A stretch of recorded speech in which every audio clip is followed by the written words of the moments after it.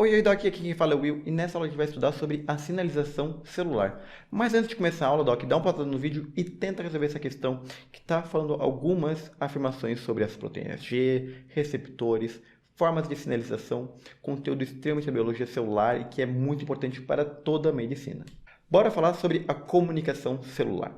Essa é uma das principais aulas de biologia celular, porque é a partir delas que a gente vai conseguir compreender durante toda a faculdade como todas as células reagem a tudo que é externo. Então, por exemplo, como remédios funcionam, como neurotransmissores funcionam, como hormônios funcionam. Então, essa aula é extremamente importante e vale destacar que essa é uma aula muito introdutória. Eu vou dar os principais conceitos sobre a comunicação celular, mas ela vai ser muito aprofundada principalmente em neurologia, no estudo de neurotransmissores, na farmacologia, em estudos na farmacodinâmica e em endocrinologia, nos estudos dos hormônios. Então, aqui eu vou dar uma pincelada, uma explicada sobre tudo, mas saiba que nessas matérias vai ser aprofundado e compreendido mais sobre as vias de comunicação. Então, bora começar falando sobre as habilidades da comunicação, as competências da comunicação. Quando alguém vai se comunicar com a outra pessoa, ela vai comunicar uma informação, ela vai falar alguma coisa, ela vai dar uma ordem, por exemplo. E se ela vai falar algo, ela vai falar algo para alguém. Então, alguém vai receber essa informação. A pessoa que recebeu essa informação vai ser processada e depois de processada, ela vai ir para o corpo cumprir o que foi mandado. Então, por exemplo, a pessoa mandou para levantar o braço. Ela ouviu, interpretou, foi até o cérebro e a partir do cérebro vai ser mandada informação para contrair o braço. Então, a informação foi até o braço e ali foi tomada a ação necessária. Como é que é chamado o nome de cada uma dessas etapas? Quem está falando, quem está dando a ordem é a célula emissora. Quem está ouvindo é o ouvinte, é a célula-alvo. O que está sendo falado é a informação. Então, aquilo que ele está falando, que ele está comunicando, é a informação. Quem está ouvindo é o ouvinte. Mas quem está falando algo, que é a informação, para alguém. Mas para falar algo para alguém, tem que falar através de alguma forma. Pode ser através do WhatsApp, através, verbalmente falando, através da linguagem de sinais, através da comunicação que for. A pessoa vai receber a informação e ela vai levar até o cérebro. Esse processo de pegar a informação, levar até o cérebro e depois levar até o músculo é um mecanismo intracorpóreo de comunicação. E isso serve para que eu mande o meu músculo contrair, para que ele tome uma ação. Então, o efetor, que é o músculo, é quem vai tomar a atitude final. E essa atitude final, ela é a ação, ela é o resultado do que eu tentei lá no início. Por que essa toda demora em explicar tudo isso? Porque isso aqui explica cada uma das etapas da comunicação celular. Quem está falando, o emissor, é a célula que está emitindo o hormônio, está emitindo o neurotransmissor. Tudo que ele vai transmitir é uma informação. O que ele vai transmitir? A molécula sinalizadora. Então, a molécula sinal, que seria o hormônio, seria o neurotransmissor. E ele vai falar para alguém, que seria a célula-alvo. Isso vai ter que percorrer um trajeto. Esse trajeto ele pode ser ao redor do tecido, pode ser de um tecido para o outro, pode ser através da corrente sanguínea, pode ser dentro do mesmo ambiente, somente de uma célula vizinha para ele. Essa comunicação pode vir de trajetos totalmente diferentes. Essa comunicação interna que a pessoa teve que interpretar e responder é exatamente uma comunicação intracelular. O efetor, o músculo, ele é comparado à célula-alvo, à proteína-alvo final, a proteína que vai mandar no núcleo, a proteína que vai ativar tal receptor, a proteína que vai cumprir o papel lá da emissão que eu queria. E por fim, o resultado é de fato a ação daquela proteína, a ação daquela molécula sinalizadora. Então aqui a gente tem uma imagem que está ilustrando esse passo a passo, tudo de forma bem resumida, que eu vou ter a molécula sinalizadora. Toda a comunicação celular tem que ter uma molécula sinalizadora, que é emitida por uma molécula secretora, uma molécula emissora. Eu vou ter a proteína receptora, mas antes eu vou ter a via sinalização, que é o meio com que essa molécula chegou até o seu receptor. O receptor é quem vai aceitar essa molécula e vai interpretar em primeira vista essa molécula. A partir dessa interpretação, ele vai lançar um segundo mensageiro, a gente chama. Segundo mensageiro por quê? Porque ele vai mandar outro sinal para dentro da célula. Então, ele recebe um sinal e manda outro sinal. Ou seja, ele recebeu um mensageiro e está mandando um segundo mensageiro para o núcleo. Ou para outra proteína específica da célula. Então, ele está reemitindo esse sinal. Por isso que é chamado de segundo mensageiro. E isso é chamado de sinalização intracelular, mecanismo de sinalização intracelular. Por fim, isso tudo vai ativar uma proteína efetora, e a proteína efetora vai cumprir o seu papel. Vai alterar o metabolismo, vai alterar a expressão gênica, vai alterar a forma celular, vai ativar ou inativar tal proteína. Agora, o que essa aula vai focar é em cada uma dessas etapas, começando pelo tipo de sinalização celular. A sinalização celular ela vai ser diferenciada através da via. E eu vou ter 3 vias de comunicação celular. Vias de células que estão vizinhas, lado a lado. Via de células que estão próximas, no mesmo tecido. E via de células que estão bem distantes, em órgãos diferentes.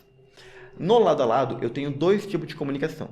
Eu tenho a comunicação dependente de contato e a comunicação de junção ocludente. A ligação de dependente de contato são células que estão naturalmente separadas e elas se juntam para se comunicarem. Então, são 2 células que estão separadas, aí uma célula sinalizadora vai expor a proteína-alvo e a célula-alvo vai ter o receptor para receber essa proteína-alvo. Essa comunicação ela é muito comum no sistema imune. Por quê? Porque o macrófago ele vai apresentar o patógeno para o linfócito T através dessa forma.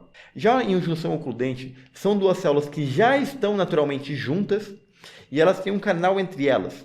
Para que serve isso? Serve para comunicar o que eu tenho em uma organela, em uma célula para outra. Se em uma célula eu tenho muito cálcio, na outra eu vou ter também, porque eu tenho um canal transportador. Se em uma eu tenho muito o AMP cíclico, na outra eu vou ter também. E para que serve isso? Exemplo bem simples. Eu tenho aqui 2 hepatócitos. Perfeito? O hepatócito ele vai ter uma função e quem vai mandar fazer essa função é o sistema nervoso. Mas o sistema nervoso ele só vai agir na periferia, nas células periféricas. As células internas não. Não tem como ele mandar a ramificação até lá dentro. O que ele faz? Os hepatócitos têm junções ocludentes. Por quê? Porque se eu ativar as células periféricas, naturalmente as células internas também vão ficar ativadas. Porque a junção ocludente vai permitir com que as moléculas da célula ativada pelo sistema nervoso ative as outras periféricas também. Então, se uma é ativada, as 2 são ativadas por conta da junção ocludente. Já os tipos de sinalizações mais próximas são do tipo parácrina e autócrina. A parácrina significa quando uma célula ela emite moléculas-alvo para células em sua periferia. Células que sejam de um tipo diferente. Então, elas estão sinalizando para células no mesmo tecido histológico. As parácrinas secretam substâncias para células-alvos adjacentes. A autócrina é quando ela emite para a célula-alvo que é ela mesma. Ela emite para si própria. Ela secreta para ela mesma receber, ela mesma ter um receptor para a molécula que ela está sinalizando. Então, ela se autoativa. Já em comunicações distantes, eu tenho 2 tipos. A sináptica e a endócrina. A sináptica é uma comunicação que ocorre através do sistema nervoso, em que uma célula ela vai emitir um prolongamento extremamente longo, chamado de axônio, para chegar até na outra célula e lá ela vai liberar uma secreção parácrina. Ela vai liberar ali no ambiente e a célula-alvo vai receber essas moléculas. Então é meio que uma secreção parácrina, mas com um longo axônio levando os neurotransmissores até lá. Já na endócrina, o que vai acontecer? Não vai ter ninguém que leva até lá. Quem vai levar é o sangue. Então, ele vai liberar no sangue e através do sangue as moléculas vão chegar até na célula-alvo. Então, não depende do axônio, depende sim do sangue. E aqui a gente vai ver uma grande diferença entre sistema endócrino e sistema sináptico. Quais são as principais diferenças? Aqui eu tenho o sistema sináptico, compostos por 3 neurônios que vão estar ativando 6 células. Percebam que o neurônio A ativa a célula A, o neurônio B ativa a célula B, e o neurônio C ativa a célula CC. Então, não importa o quão longe estão essas células, o neurônio ele vai emitir um axônio para que alcance até essas células. Pode estar metros de distância. O axônio vai ter metros de distância até alcançar a célula-alvo. Já o sistema endócrino não. A célula-alvo vai estar muito longe e esse trajeto ele vai percorrer muito sendo percorrido através do sangue. Então, vou secretar no sangue e no sangue ele vai se espalhar para o corpo inteiro, inclusive para as células-alvo. Então, é assim que funciona na circulação endócrina. Ela é necessariamente para dentro de célula sanguínea, tá? Tem que ser necessariamente para dentro do sangue. Uma secreção que não é feita para dentro do sangue não pode ser chamada de secreção endócrina. Endócrina é obrigatoriamente para dentro do sangue. Quais são algumas características da sináptica, outras da endócrina? A sináptica ela é uma secreção parácrina em fenda sináptica, que são fendas extremamente próximas entre a célula emissora e a célula-alvo. Já a endócrina são bem distantes, muito distantes das células, e isso vai acontecer através de uma secreção dentro do próprio sangue. Na sináptica vai ter longa transmissão axonal para que eu consiga ter célula a célula. Dentro da endócrina, o hormônio vai passar por longos trajetos de sangue até chegar na célula-alvo. A sináptica ela tem um nome especial. Quem faz a regulação dessa comunicação sináptica são chamados de neurotransmissores. Quem faz a regulação da comunicação endócrina é chamada de hormônio. A conexão sináptica ela é extremamente rápida. E quando eu falo extremamente rápida, ela é extremamente rápida mesmo. Ela consegue percorrer cerca de 100 metros por segundo. Então ela é vapt-vupt. Já a endócrina não. Ela demora até a substância percorrer todo o sangue e chegar na célula-alvo. E por fim, os receptores da comunicação sináptica eles são de baixa afinidade. Por quê? Porque não precisa de uma alta especialidade. Eu estou secretando justamente onde ela vai atuar. Ela não vai para longe. Então ela não precisa de especialidade para não dar erro. Qualquer um que for liberado ali vai atuar. E eu preciso de bastante ser liberado para poder atuar. Por isso que a baixa afinidade ela é chamada de baixa afinidade. Ela vai precisar de bastante a molécula sinalizadora para poder atuar. E ela é extremamente útil para poder ter a regulação pelas células sinápticas. Por quê? Porque se eu não precisar mais de sinal, é só eu rapidamente fagocitar, é só rapidamente quebrar aquelas moléculas que o sinal para. Como eu preciso de muita molécula para o sinal funcionar, é só quebrar algumas que o sinal já para. Já no hormônio, ao contrário, eu vou ter que ter uma altíssima afinidade. Por quê? Porque essa molécula vai percorrer o sangue do corpo inteiro. Ela vai ser espalhada pelo corpo inteiro. E como é que ela vai reconhecer algo tão específico? Somente tendo uma altíssima afinidade. Então ela precisa de uma concentração extremamente baixa para poder funcionar, já que se ela reconhecer que a molécula é dela, ela já vai atuar de forma automática. Já quanto aos receptores, a gente vai poder classificar em dois tipos, receptor intracelular e receptor extracelular. O intracelular também é classificado em dois tipos, os receptores nucleares e os receptores citosólicos. Os receptores nucleares, eles atuam através da ligação do composto da molécula sinal com uma proteína citosólica. Após ativar essa proteína citosólica, vai ser ativado a proteína citosólica, ela vai ir ativar uma transcrição gênica dentro do núcleo. Por isso que é chamado de receptor nuclear. Essa proteína ativada, ela vai para dentro do núcleo direto. Então eu estou ativando uma proteína que ela, em tese, pertence ao núcleo. E para poder entrar direto na célula, sem passar por nenhum receptor extracelular, essa molécula tem que ser obrigatoriamente muito pequena, hidrofóbica e ela muitas vezes tem que ser carregada por outras proteínas. Por quê? Porque se ela é hidrofóbica, ela não é solúvel no sangue, que é composto majoritariamente por água. Então ela precisa de proteína carregadora para trazer ela de onde ela veio até dentro das células. E aqui eu tenho um exemplo de proteína que ela serve para ser ativada. Quando se liga aqui o composto, eu vou mudar o formato dela. Mudando o formato dela, ela se torna uma molécula ativa que permite a transcrição de gene.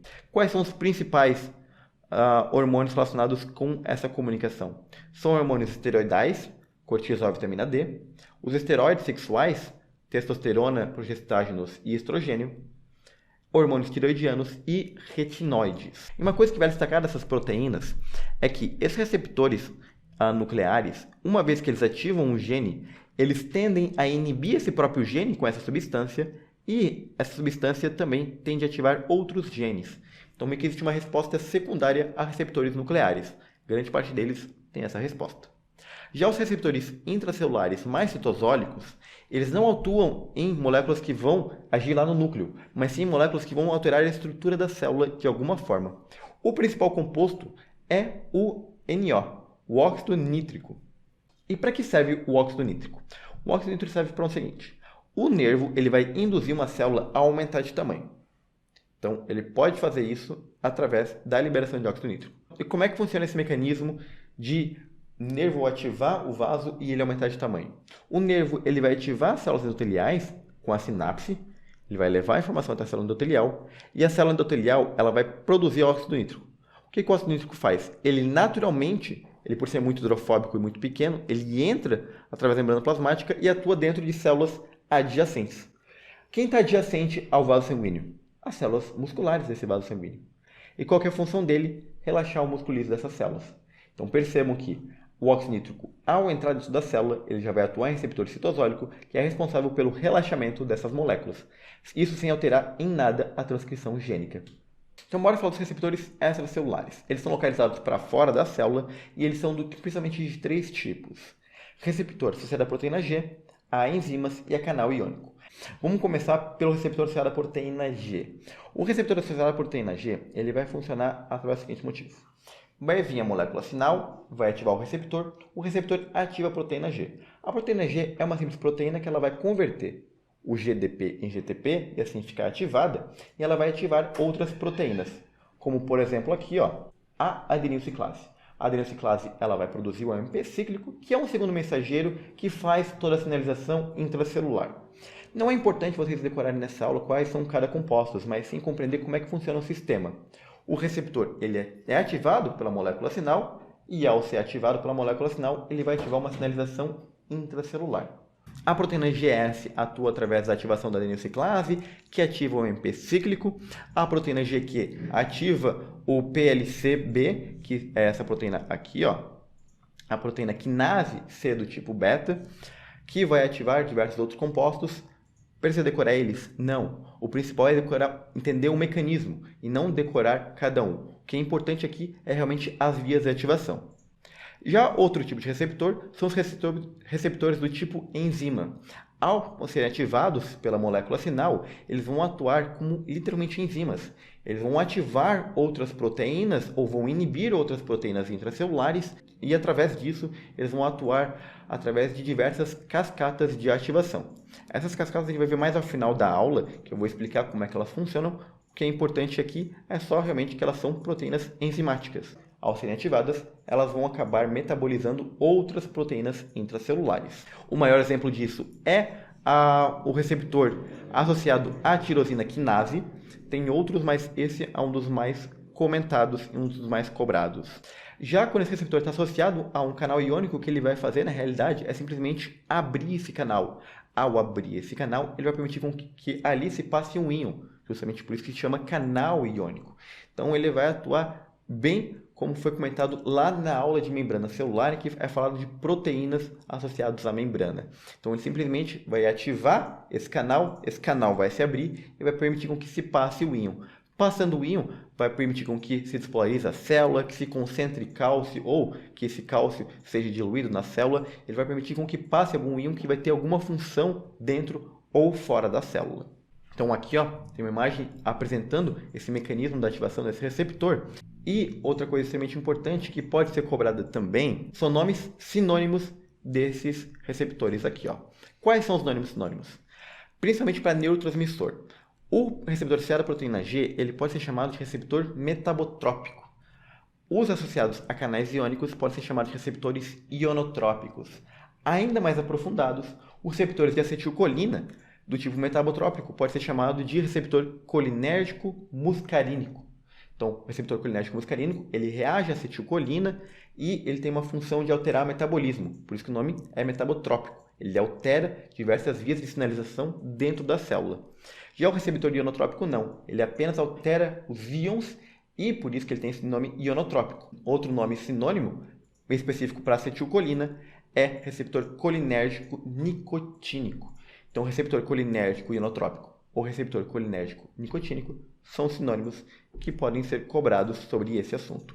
Quanto a mensageiros intracelulares, isso aqui que é a grande densidade desses conteúdos que não é abordado nessa aula introdutória. Essa aula é mais para compreender como é que se ativa os mecanismos. Isso aqui é cobrado na especialidade na qual ele for inserido. Então, se for lá em neurologia, vai ser explicado como neurotransmissores. Se for cobrado lá em endocrinologia, vai ser explicado como é que funciona isso com hormônios. Se for cobrado em gastroenterologia, vai ser explicado qual a relação deles para a ativação de células específicas do intestino, do estômago e por assim vai. Então, ela é específica de cada área. O geral sobre isso é o seguinte.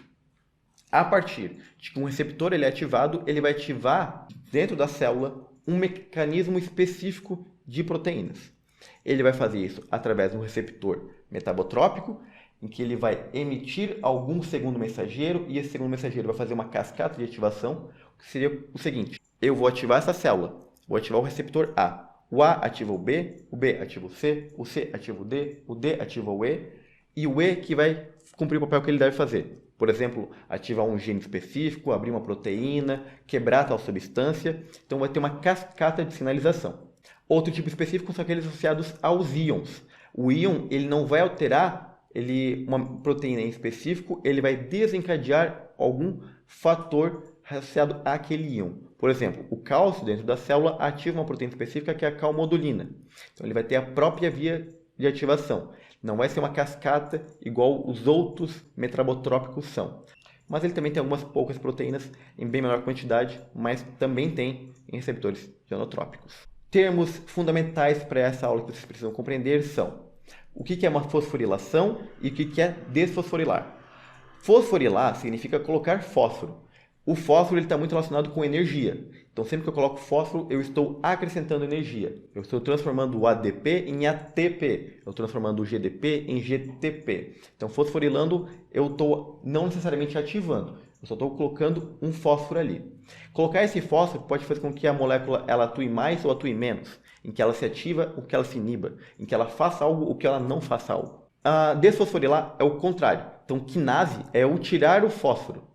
Então, quando eu faço uma quinase, eu vou estar tirando esse fósforo, eu vou estar transformando o ATP em ADP, o GTP em GDP, ou vou estar tirando fósforo de uma proteína em específico. E é exatamente a mesma coisa como colocar o fósforo. Tirar o fósforo pode ativar ou inibir, pode fazer com que ele cumpra um papel específico ou não. Outro conceito muito importante é o conceito de downstream.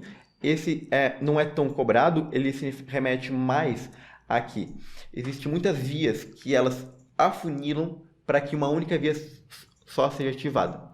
Por exemplo, eu vou fazer multiplicação para o crescimento de desenvolvimento de um indivíduo. Então vai começar ali processos embriológicos. Para isso, eu preciso de um conjunto muito específico do meio.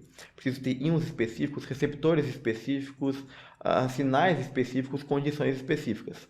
Como é que a célula sabe que ela está pronta para fazer aquilo? Quando todos os sinais estão prontos.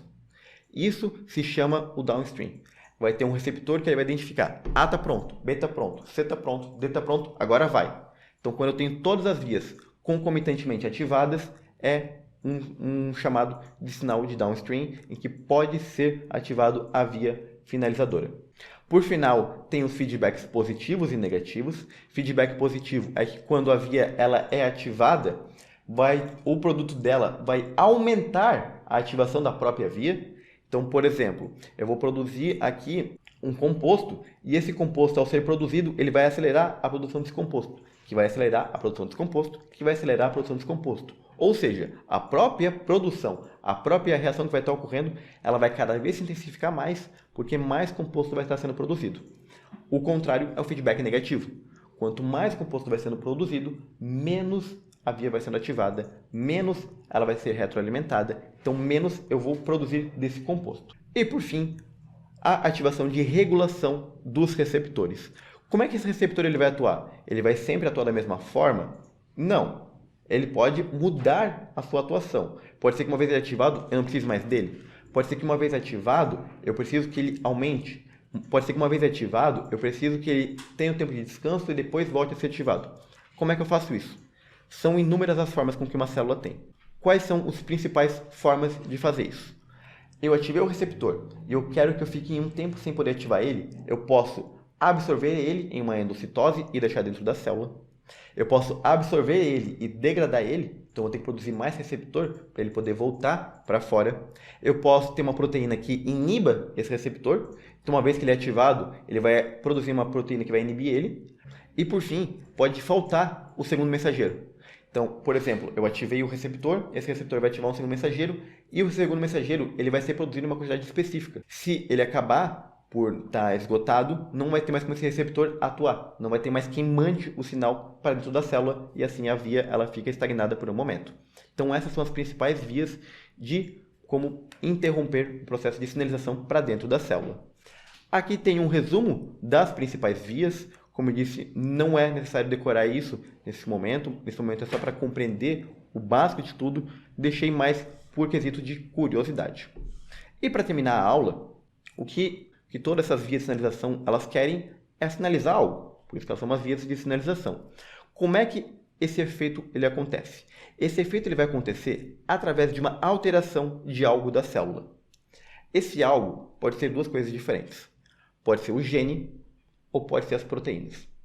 Quando ele precisar alterar as proteínas, a gente fala que é uma sinalização de efeito rápido. Uma vez que acionei a célula, ela ativa a proteína, acabou. O efeito é esse, o efeito passou. Mudar gene ele já é um pouquinho mais demorado. Por quê? Porque eu vou precisar ativar uma proteína, que vai precisar ativar uma cascata. Essa cascata vai precisar ativar um receptor de transcrição de gene. Esse receptor vai ter que transcrever o gene, que vai, por fim, transcrever em RNA. Esse RNA vai virar uma proteína, então é um processo bem demorado. Esse pode ser chamado de um processo de sinalização lenta, em que é muito mais complexo e demora muito mais tempo para ser ativado em comparação com a ativação de somente proteínas intracelulares. E por fim, para a gente poder ativar algo, fazer algo em uma célula, existem tantas especificações que é impossível a gente simplesmente decorar isso. Por quê? Pense o seguinte, quantos neurotransmissores vocês conhecem? A adrenalina, a acetilcolina, a noradrenalina, a dopamina, a serotonina. Mas beleza, então nosso corpo inteiro é comandado por poucas moléculas. Como é que isso ocorre? Isso vai ocorrer porque tudo isso que eu falei nessa aula, literalmente tudo isso, tem uma ramificação gigantesca. O mesmo receptor pode atuar de dezenas de formas diferentes. A mesma sinalização celular pode atuar de dezenas de formas diferentes. O mesmo receptor, a mesma sinalização celular pode atuar de formas muito diferentes dependendo do que pode ser transcrito naquela célula, dos genes que podem ser ativados naquela célula. Então percebam que tudo vai depender de que molécula eu vou estar transmitindo ali, quais são os receptores que vão estar presentes ali, quais são as vias que são ativadas com ativo tal receptor, as condições desse meio também. Porque, como eu falei, tem aquela via de downstream que ele precisa de um meio específico para poder atuar. Então, eu preciso que tenha cálcio, eu preciso que tenha calmodulina, eu preciso que tenha o receptor X, a molécula Y, para que seja finalmente ativado algo. Então, são diversos fatores que vão atuar durante a sinalização celular. Os principais estão aqui elencados. Os tipos de moléculas, a molécula A faz um algo, a molécula B faz um algo. Mas as duas moléculas juntas podem fazer um terceiro algo. Se a gente juntar diversas moléculas, a gente pode ter resultados diferentes, porque eles vão juntar vias diferentes. Segundo, vai depender dos receptores. Aqui está demonstrado em célula muscular cardíaca e célula de glândula salivar. A resposta é totalmente diferente. Por quê? Porque a via de sinalização intracelular é totalmente diferente. Então depende da via de sinalização intracelular. Depende do receptor. A mesma acetilcolina ela atua de forma diferente para uma célula muscular esquelética do que uma célula cardíaca, porque o receptor é totalmente diferente. E por fim, essa sinalização ela também vai depender do gradiente da molécula sinal. Olha aqui nessa imagem. Quanto maior o gradiente, se o gradiente for extremamente alto de uma molécula sinal, essa célula ela vira uma célula A. Se o gradiente for intermediário e tem um pouco dessa molécula sinal, ela vira uma célula B totalmente diferente. Se esse gradiente for mínimo, ela vira uma célula C. Se eu não tiver essa molécula sinal, ela vira uma célula D. Ou seja, o meio inteiro ali é igual, os nutrientes, as sinalizações é tudo igual. A única coisa que está diferenciando é a quantidade, a concentração do sinalizador. Simplesmente ter mais sinalizador ou ter menos sinalizador vai induzir vias diferentes. Então essa também é uma modulação extremamente importante da sinalização celular. Agora que terminamos essa aula, bora revisar a questão que a gente viu lá no início da aula. Em relação à sinalização celular, a sinal alternativa correta. Letra A. Os receptores associados à proteína G compõem o principal grupo de receptores presentes nas sinapses. Não, não é o principal. O principal são os ionotrópicos. Então, geralmente, ionotrópicos. Não é regra. Tem metabotópico também, mas geralmente os mais comuns são ionotrópicos, associados a canais iônicos. Uma molécula sinalizadora gera sempre as mesmas respostas em diferentes tipos celulares. Eu passei 3 slides explicando em 10 imagens diferentes que não. Depende muito do receptor, da via, da concentração e da combinação dessas substâncias. Receptores celulares possuem uma sensibilidade fixa e inalterável, independente do estímulo? Definitivamente não. E receptores associados à proteína G podem tanto ser estimulatórios quanto inibitórios. Perfeito. Tudo vai depender da via do receptor, do estímulo e da combinação. Então, bora ver os flashcards para consolidar bem esse conteúdo. Na comunicação sináptica, há uma tal concentração de neurotransmissor secretado. Essa concentração, ela geralmente é alta ou baixa. Isso porque os receptores possuem uma alta ou baixa afinidade. Vamos pensar. Neurotransmissor, ele é extremamente específico e ele não se difunde para muito lugar. Porque justamente eu tenho um axônio para ele ser extremamente focal. Ele vai secretar exatamente para quem ele deve secretar. Esse sinal não vai se difundir. Ali eu vou secretar muito neurotransmissor para que eu consiga regular ele com facilidade. Se eu precisar cortar o sinal, eu rapidamente degrado eles.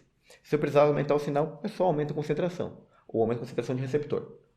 Então, de modo geral, os neurotransmissores, eles possuem altíssimas concentrações, porque os receptores têm uma baixíssima afinidade, justamente para ter uma melhor modulação do sinal.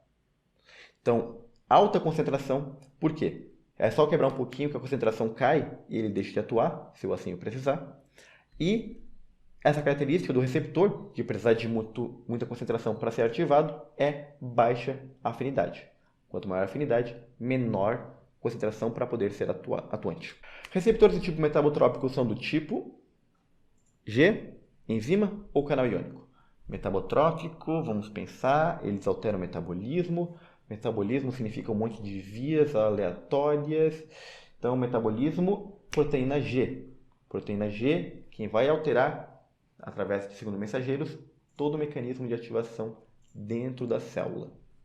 Canais iônicos são ionotrópicos. O óxido nítrico é uma molécula sinal que atua em receptores óxido nítrico. Uma molécula extremamente pequena, hidrofóbica.